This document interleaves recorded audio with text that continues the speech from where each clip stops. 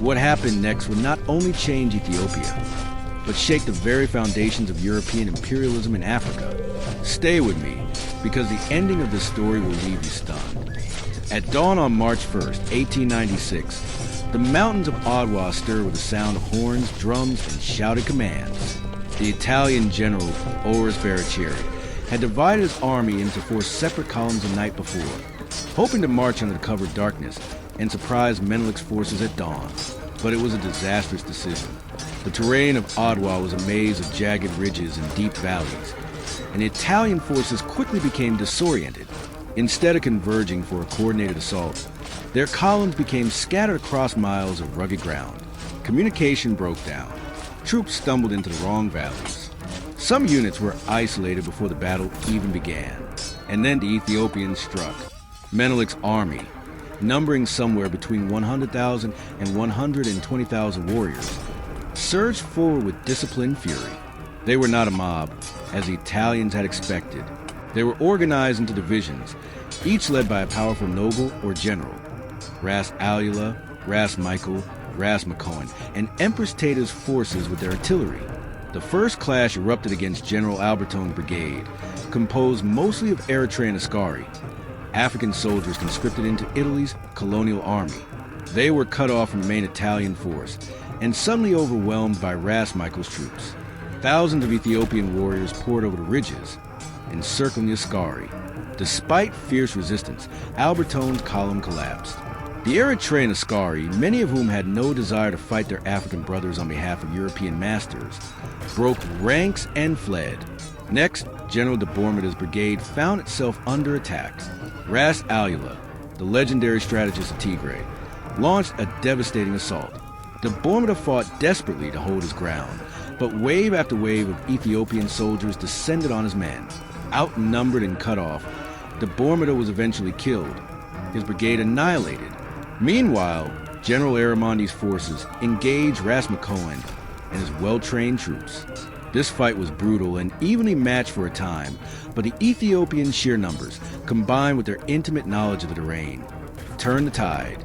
Aramondi himself was killed in the chaos, leaving his soldiers leaderless. Finally, the largest Italian contingent, under Baratieri himself, was pinned down and overwhelmed. By midday, the entire Italian army had collapsed into a full retreat. Soldiers scrambled back toward Eritrea, throwing down weapons, abandoning artillery, and leaving thousands of dead behind them. It was a total rout. By the end of the day, Italy had lost nearly 7,000 soldiers killed, 1,500 wounded, and another 3,000 captured, an astonishing casualty rate for the time. Ethiopia, though victorious, also paid a heavy price, with an estimated 5,000 dead and 10,000 wounded. But the outcome was undeniable. Ethiopia had destroyed an entire European colonial army on African soil. The news of the Ethiopian victory at Adwa spread like wildfire across the globe. In Rome, the humiliation was total. Italy's government collapsed within weeks. Prime Minister Francesco Crispi was forced to resign in disgrace, and the dream of building a vast Italian empire in Africa was shattered, at least temporarily. In Europe, Adwa was seen as almost unthinkable. A non-European, black African army had decisively defeated a modern European power. It challenged the very foundation of colonial ideology, the belief that European armies were inherently superior and destined to conquer Africa without resistance. In Africa and the African diaspora, the victory was electrifying. From the streets of Harlem to the villages of West Africa, Adwa became a rallying cry, a symbol that colonialism could be resisted, that European domination was not inevitable. For Emperor Menelik II, the victory was not just military, it was political. In the aftermath of Adwa, Italy was forced to sign the Treaty of Addis Ababa in October 1896.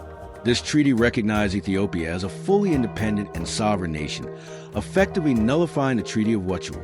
Ethiopia stood as the only African nation of the era, aside from Liberia, to preserve its independence during the height of European imperialism. But unlike Liberia, which had unique circumstances tied to its founding by freed American slaves, Ethiopia's independence was secured on the battlefield through blood and steel. This made Adwa unlike any other moment in African history. The Battle of Adwa didn't just secure Ethiopia's independence. It inspired generations. In Pan-African circles, leaders like W.E.B. Du Bois and later Marcus Garvey pointed to Adwa as proof that African people could control their destiny. In anti-colonial movements across Africa, Adwa became a guiding light. Leaders in Kenya, Ghana, and beyond saw Ethiopia as a model of resistance. In Italy, the sting of defeat lingered for decades. Mussolini's fascist regime would later attempt to avenge Adwa with the invasion of Ethiopia in 1935. But even then, the memory of 1896 loomed large. The victory also cemented the legacy of Ethiopia's rulers. Menelik II was hailed as a modernizer and strategist, a king who blended diplomacy with military strength to safeguard his nation. Empress Teta became legendary not only for her role in urging resistance, but also for her tactical acumen, particularly in commanding artillery during the battle. Her influence helped redefine the role of women in Ethiopian history. Today, historians recognize Adwa as one of the most significant battles of the 19th century.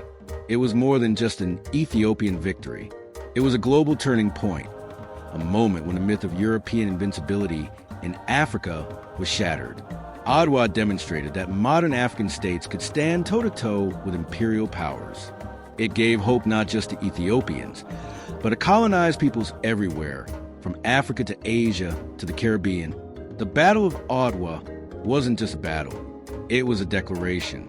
It declared that Africa was not just a passive victim of history. It declared that colonial conquest was not inevitable. It declared that a people united and determined could defy the most powerful empires of their time. On March 1st, 1896, in the rugged highlands of northern Ethiopia, an African army humbled a European empire, and in doing so, they changed the course of history. Adwa remains, to this day, a beacon of resistance, resilience, and pride, not just for Ethiopia, but for the entire African world. If you found this story as powerful as I did, drop your thoughts in the comments. Do you think more people need to hear about moments like this? Hit the like button, share it, and subscribe so you don't miss the next untold chapter of African history. Trust me, you won't want to miss what's coming.